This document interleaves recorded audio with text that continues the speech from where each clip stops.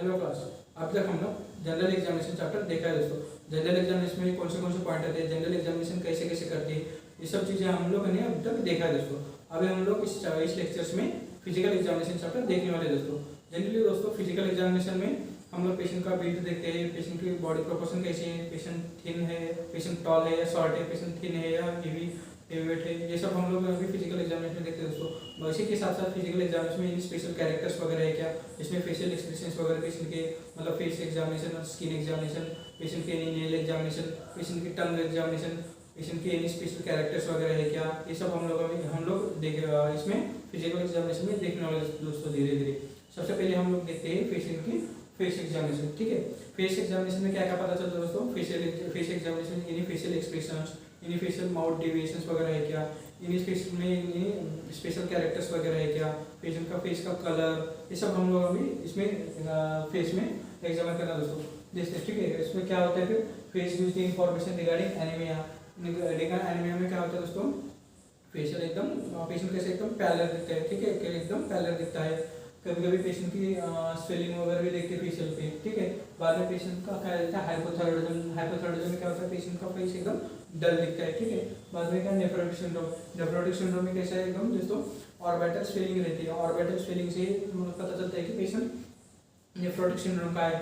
हम लोग समझो ओपीडी में बैठे हैं, पेशेंट हमारा नेफ्रोटिक सिंड्रोम का, हमको पता नहीं कि नेफ्रोटिक सिंड्रोम है, हम लोग आगे बैठा है, तो इसको सिर्फ देखने के बाद हमको प्रोविजनल डायग्नोसिस तक जा सकते हैं कि हाँ ये नेफ्रोटिक सिंड्रोम का हो सकता है। फिर उसके बाद में हम लोग इन्वेस्टिगेट वगैरह करते जाने के बाद फाइनल डायग्नोसिस हो जाता है दोस्तों। ठीक है, नेफ्रोटिक सिंड्रोम में क्या होता है कि फेस में ऑर्बिटल स्वेलिंग वगैरह रहती है, इसलिए नेफ्रोटिक सिंड्रोम का पेशेंट हो सकता है कि हम लोगों को ये प्रोविजनल डायग्नोसिस मिल जाता है ये फिजिकल एग्जामिनेशन से।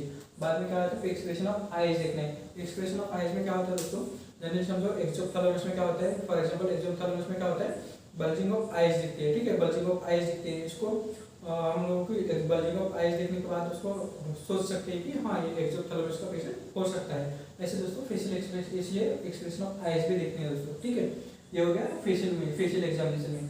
अभी हम लोग देखते हैं स्किन एग्जामिनेशन में। स्किन एग्जामिनेशन में क्या क्या देखना है, फिर स्किन का दोस्तों सबसे पहले कलर देखना है। ठीक है, स्किन का सबसे पहले कलर देखना है। कलर मतलब क्या देखते हैं दोस्तों, पेशेंट का मतलब स्किन में एकदम पैलर है, येलोनेस है, पेशेंट को डीप जॉन्डिस वगैरह, ये सब हम लोग स्किन एग्जामिनेशन ही देखते हैं दोस्तों। ठीक है, बाद में स्किन की कैसे इलास्टिसिटी भी देखनी है। इलास्टिसिटी किस लिए देखनी है दोस्तों, पेशेंट की टोन, इलास्टिसिटी ऑफ स्किन, ये सब हमें देखना है दोस्तों। फिर दोस्तों स्किन एग्जामिनेशन में पेशेंट का स्किन का कैसे हाइड्रेशन भी देखते हैं दोस्तों। ठीक है, इसलिए पेशेंट के स्किन एग्जामिनेशन में हाइड्रेशन वगैरह भी पता चलता है। पेशेंट की टोन, इलास्टिसिटी, पेशेंट एकदम ड्राई, एकदम स्किन कैसे ड्राई भी रहती है, पेशेंट की एकदम स्किन मॉइस्ट भी रहती है, इसलिए पेशेंट का हाइड्रेशन स्टेटस भी पता चलता है हमको दोस्तों। ठीक है, इसलिए पेशेंट की स्किन एग्जामिनेशन में कलर ऑफ स्किन देखना है, बाद में टोन देखना है, इलास्टिसिटी ऑफ स्किन, ये सब हमें स्किन एग्जामिनेशन में देखना है दोस्तों। बाद में कैसे अभी तो हमें मैंने बोला पैलर, स्किन कलर में कैसे आता है पैलर आता है। पैलर हुआ तो वो एनीमिया की केस हो सकती है। येलोनेस दिख रहा है आपको, ये स्किन एकदम येलो लेवल में दिख रही है, तो वो क्या होता है वो जॉन्डिस वगैरह, पेशेंट के जॉन्डिस हेपेटाइटिस वगैरह ही हमें सोचना पड़ता है। ठीक है, उसके हिसाब से हमने आगे इन्वेस्टिगेट करते जाते हैं दोस्तों। ठीक है, बाद में पिगमेंटेशन वगैरह है क्या, एनी स्किन पे एकदम कुछ रैशेस वगैरह है, कुछ पैचेस वगैरह है, कुछ रेडनेस स्पॉट्स वगैरह है, ये सब हमें एग्जामिन करना दोस्तों।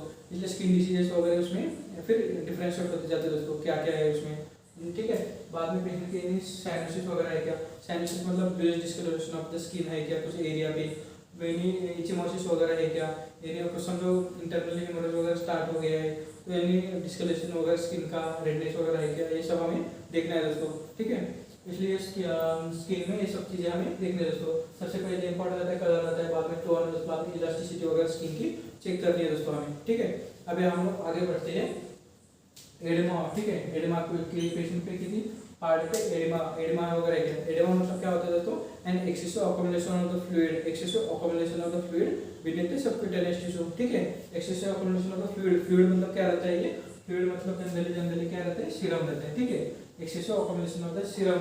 ठीक है, कहाँ पे सीरम में अकोमोडेट होता है, इन the tissue spaces. In the tissue spaces मतलब सबक्यूटेनियस टिश्यू में, हमारी स्किन की जो नीचे की लेयर है ना, वहाँ पे सबक्यूटेनियस टिश्यू में ये सीरम फ्लूइड जमा होता है दोस्तों। और एनी बॉडी कैविटी मतलब हमारे अब्डोमिनल पार्ट पे आ गया, अब्डोमिनल मतलब अब्डोमिनल कैविटी, बाद में लंग्स की जो फ्लोरा है वहाँ पे। ठीक है, प्लूरल स्पेसिस पे, ये सब हमें फ्लूइड जमा हो सकता है दोस्तों, ठीक है। एडिमा में क्या देखना है फिर, excessive accommodation of the serum fluid tissue in the spaces in the subcutaneous tissue और बॉडी कैविटी, ठीक है दोस्तों, इसलिए इसको बोलते हैं एडिमा। एडिमा क्या हो गया फिर, an excessive accommodation of the serum fluid in the tissue spaces और बॉडी कैविटी, ठीक है। बाद में एडिमा का हम लोग बॉडी में एडिमा कहाँ पे है इसके हिसाब से हम लोग अभी डायग्नोसिस में जाते हैं दोस्तों, ठीक है। समझो इस पेशेंट का एडिमा मतलब ऑर्बिटल स्वेलिंग है, आँख के नीचे जो पार्ट है ना ऑर्बिटल स्वेलिंग है, तो हम लोग अभी मैंने बताया कि ऑर्बिटल स्वेलिंग वगैरह है तो नेफ्रोटिक सिंड्रोम में जा सकता है, ठीक है। सबसे पहले हम क्या लेते हैं, oedema on the face. Oedema on the face है तो टिपिकली सीन है नेफ्राइटिस, ठीक है। Oedema on the face typically seen है नेफ्राइटिस, उसको नेफ्रोटिक सिंड्रोम नेफ्राइटिस वगैरह हो सकता है दोस्तों। उसको हम लोग आगे इवेल्युएट करते हैं, आगे एग्जामिन मतलब फिजिकल एग्जामिनेशन, ये सब एक ही पॉइंट देखना है, बाद में धीरे धीरे उसको कैसे इवेल्युएट करते जाना है नेफ्रोटिक सिंड्रोम को, तो उसके फिर डायग्नोसिस हो जाती है नेफ्राइटिस वगैरह के। समझो डिपेंडेंट पार्ट पे एडिमा है, डिपेंडेंट पार्ट मतलब क्या रहता है दोस्तों, जो लोअर लिम्ब पे जो स्वेलिंग होती है, लोअर लिम्ब पे जो एडिमा वगैरह होता है ना, उसको डिपेंडेंट पार्ट पे स्वेलिंग होती है, ठीक है। डिपेंडेंट पार्ट पे एडिमा है तो जनरली सीन हार्ट फेलियर में दिखता है और हाइपोप्रोटीनेमिया होता है। हार्ट फेलियर में क्या होता है दोस्तों, हार्ट की पंपिंग कैपेसिटी बिगड़ जाती है, ठीक है। हार्ट की पंपिंग कैपेसिटी जो इजेक्शन फ्रैक्शन है ना वो डिक्रीज होते जाता है, इसलिए वो पेरिफेरल जो आर्टरीज में जो पेरिफेरल आर्टरीज में जो ब्लड वगैरह कंजेशन हो जाता है, बाकी वेनस सिस्टम से जो ब्लड हार्ट में जाना चाहिए वो हार्ट में ब्लड जाता नहीं दोस्तों, ठीक है। इसलिए हार्ट फेलियर में भी पेशेंट का कैसा है फिर वो डिपेंडेंट पार्ट पे और फिर डिपेंडेंट पार्ट पे ग्रेविटी की वजह से वो नीचे पहले नीचे रहता है, ठीक है। उससे स्वेलिंग धीरे धीरे आगे बढ़ती है दोस्तों, ठीक है। डिपेंडेंट पार्ट पे एडिमा में बोलते हैं उसको। बाद में हाइपोप्रोटीनेमिया, हाइपोप्रोटीनेमिया समझो प्रोटीन डिग्रेडेशन वगैरह कम हो गया, in case for example liver cirrhosis में हाइपोप्रोटीनेमिया रहता है, उसमें क्या होता है दोस्तों, डिपेंडेंट पार्ट में पहले स्वेलिंग वगैरह स्टार्ट हो जाती है, बाद में एसाइटिस वगैरह डेवलप हो जाता है, ठीक है। हाइपोप्रोटीनेमिया में कैसा है, डिपेंडेंट पार्ट पे स्वेलिंग रहती है। स्वेलिंग कैसे स्टार्ट होती है दोस्तों, स्वेलिंग सबसे पहले एंकल जॉइंट पे स्वेलिंग होती है, ठीक है। एंकल जॉइंट से धीरे धीरे स्वेलिंग बढ़ती है, एंकल जॉइंट से पहले लेग्स पे, बाद में थाइस पे, बाद में ट्रंक पे, कैसे स्वेलिंग धीरे धीरे बढ़ रही है दोस्तों, ठीक है। इसलिए स्वेलिंग डिपेंडेंट पार्ट पे क्या क्या इंडिकेट करता है, हार्ट फेलियर हो गया, हाइपोप्रोटीनेमिया। स्वेलिंग कैसे स्टार्ट होता है, लेग्स से होती है, बाद में थाइस ट्रंक वगैरह से धीरे धीरे बढ़ती जाती है दोस्तों, ठीक है। समझे। अभी स्वेलिंग हम लोग देखते हैं oedema due to venous obstruction. Oedema due to venous obstruction भी हो सकता है, जो वेनस ऑब्स्ट्रक्शन वगैरह रहते हैं ना उसको डीवीटी वगैरह हो सकते हैं, लिम्फेटिक ऑब्स्ट्रक्शन वगैरह भी ये वेनस ऑब्स्ट्रक्शन की वजह से ये सब चीजें होती है दोस्तों। डीवीटी में क्या होता है दोस्तों, डीप वेन थ्रोम्बोसिस में कैसे वेनस थ्रोम्बोसिस वगैरह उसकी वजह से कैसे सर्कुलेशन हैम्पर हो जाता है, उसकी वजह से ऐसे एडिमा वगैरह दिख सकता है दोस्तों, ठीक है। लिम्फेटिक स्वेलिंग, लिम्फेटिक ऑब्स्ट्रक्शन में भी फॉर एग्जांपल लिम्फेटिक ऑब्स्ट्रक्शन के सबसे बेस्ट एग्जांपल कौन सा है दोस्तों, फिलारियासिस, ठीक है। फिलारियासिस एलिफेंटाइसिस भी बोलते हैं, वो कैसे लिम्फेटिक ऑब्स्ट्रक्शन की वजह से एक पैर में कैसे बड़े बड़े स्वेलिंग दिखती है, मतलब अच्छे से स्वेलिंग दिखती है, ठीक है। फिलारियासिस के कुछ हम लोगों ने पेशेंट देखे होंगे, फिलारियासिस एलिफेंटाइसिस, ये सब कैसे वेनस ऑब्स्ट्रक्शन की वजह से होने वाले एडिसीज जैसे। बाद में डीवीटी में कैसे, डीवीटी में स्वेलिंग है तो कैसे यूनिलैटरल भी हो सकती है और बायलैटरल भी हो सकती है, इसलिए हमें उसको डिफरेंशिएट होना है दोस्तों, ठीक है। डीवीटी की वजह से स्वेलिंग है या लिम्फेटिक ऑब्स्ट्रक्शन की वजह से है या हार्ट फेलियर की वजह से या हार्ट प्रोटीन हाइपोप्रोटीनेमिया की वजह से, ठीक है। उसको स्वेलिंग का एग्जामिन करना है दोस्तों। उसका समझो हम लोगों ने ऐसा पिंच करके देखा, वो क्या होता है, पिंच करके देखा तो कैसे फिटिंग एडिमा है या नॉन फिटिंग एडिमा है, ये सब हमें चीज़ें डिफरेंशिएट करनी है दोस्तों। ये सब जब हम लोग डिफरेंशिएट वगैरह करना सीख लिए तो हम लोग कैसे डायग्नोसिस पे अच्छी तरह से पहुंच जाते हैं दोस्तों, ठीक है। हम लोगों का प्रोविजनल डायग्नोसिस हो जाता है, बाद में उसको रीइन्वेस्टिगेट वगैरह करके फाइनल डायग्नोसिस पे हम लोग पहुंच जाते हैं दोस्तों, ठीक है। आगे हम लोग देखते हैं क्या दोस्तों, हैंड्स एंड आर्म्स की एग्जामिनेशन देखते हैं। जनरली दोस्तों हैंड्स एंड आर्म्स देखने दोस्तों, हमारे पेशेंट के जनरल एग्जामिनेशन में हैंड्स कैसे देखते हो दोस्तों, हैंड्स की कैसे मूवमेंट वगैरह, हैंड्स की मूवमेंट वगैरह ठीक है, हैंड्स की एनी जॉइंट डिफॉर्मिटीज वगैरह है क्या, एनी जॉइंट पे स्वेलिंग वगैरह है क्या, ये सब हमें एग्जामिन करना दोस्तों। जनरली हम लोग समझो रोमेटॉइड आर्थराइटिस का पेशेंट देखते हैं तो उस पर क्या रहता है दोस्तों, जॉइंट पे स्वेलिंग रहती है, जॉइंट पे स्वेलिंग इतनी बढ़ जाती है कि दोस्तों क्या होता है उसमें डिफॉर्मिटी बैठ जाती है। वो डिफॉर्मिटी कौन सी रहती है, रोमेटॉइड आर्थराइटिस में स्वाइन नेक डिफॉर्मिटीज वगैरह, ठीक है। उसमें क्या होता है दोस्तों, जॉइंट के एकदम टेढ़े हो जाते हैं दोस्तों, ठीक है। वो जॉइंट स्वेलिंग की वजह से वगैरह, ठीक है, हो जाते हो, उसको स्वाइन नेक डिफॉर्मिटी भी बोलते हैं दोस्तों। ये सब हमें चीज़ें एग्जामिन करेंगे दोस्तों, ठीक है। फिर क्या है देखेंगे हम लोग एडिमा, हैंड्स एंड आर्म्स में क्या देखेंगे, जनरल शेप ऑफ हैंड देखेंगे, ठीक है। जनरल शेप ऑफ हैंड देखेंगे, मैंने अभी बताया शेप ऑफ हैंड वगैरह जनरल के एग्जामिनेशन में हैंड देखेंगे, जनरल शेप है क्या अच्छे तरह से हैंड का। बाद में स्टेट ऑफ जॉइंट्स देखेंगे, जॉइंट्स वगैरह ठीक है, बराबर है, ठीक है। Any characters of the nails, any characters of the nails मतलब फॉर एग्जांपल क्लबिंग हो गया, कोई लिंचो हो गया, नेल चलिए नेल एग्जामिनेशन में हम लोग अभी देखेंगे बाद में थोड़ी देर बाद कि नेल एग्जामिनेशन प्रॉपर कैसे करने हैं दोस्तों, ठीक है। एनी स्पेशल वगैरह कैरेक्टर कैसे है, क्लबिंग है क्या, कोई लिंचो वगैरह है क्या, ये सब हमें हम लोग नेल एग्जामिनेशन में प्रॉपर्ली एग्जामिन करना है दोस्तों, ठीक है। और क्या आता है, ट्रिमर्स वगैरह है क्या देखेंगे पेशेंट में। फ्रेंड्स पेशेंट के ट्रिमर्स कैसे चेक करते हैं समझो। पेशेंट के ट्रिमर्स पेशेंट के आउटस्ट्रेच्ड हैंड करना है दोस्तों, ठीक है। पेशेंट को कैसे एग्जामिन करना है हैंड से ट्रिमर्स के लिए, पेशेंट को एकदम आउटस्ट्रेच्ड हैंड पे ऐसे हैंड करना है दोस्तों, ठीक है। आउटस्ट्रेच्ड हैंड पे एकदम पेशेंट के ऐसे कैसे ट्रिमर्स कैसे ऐसे ऐसे आते हैं, बाद में इसको ऐसे आते हैं, उसको क्या बोलते हैं दोस्तों, फ्लैप्स भी बोलते हैं, ठीक है। प्रेजेंस ऑफ फ्लैप्स वगैरह क्या, ये कौन से डिसीजेस में आते हैं दोस्तों, फ्लैप्स वगैरह कौन से डिसीजेस में आते हैं, तो हाइपोथायराइडिज्म में आते हैं, ठीक है, हाइपोथायराइडिज्म में आते हैं, ठीक है। बाद में अल्कोहलिज्म में, हाइपोथायराइडिज्म में बीएमआई बढ़ जाने से कैसे ट्रिमर्स वगैरह आते हैं पेशेंट को दोस्तों, ठीक है। अल्कोहलिज्म को तीन चीजों की वजह से अल्कोहलिज्म में ट्रिमर्स आते हैं दोस्तों, ठीक है। कौन सी तीन चीजें से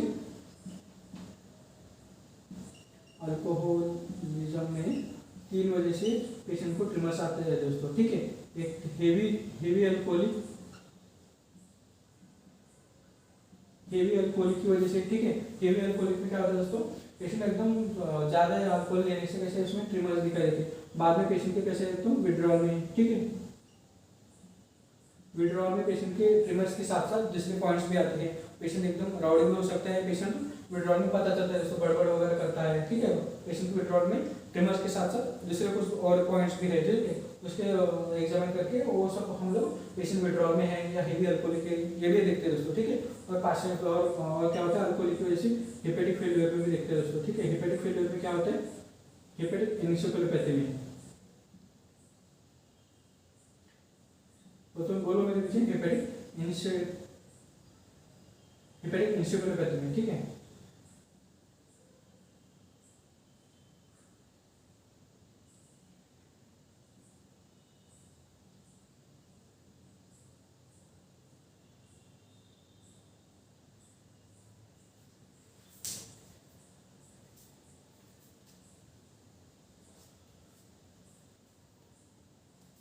पेशेंट समझो हेपेटिक इनकैप में है, ठीक है। पेशेंट हेपेटिक इनकैप में है,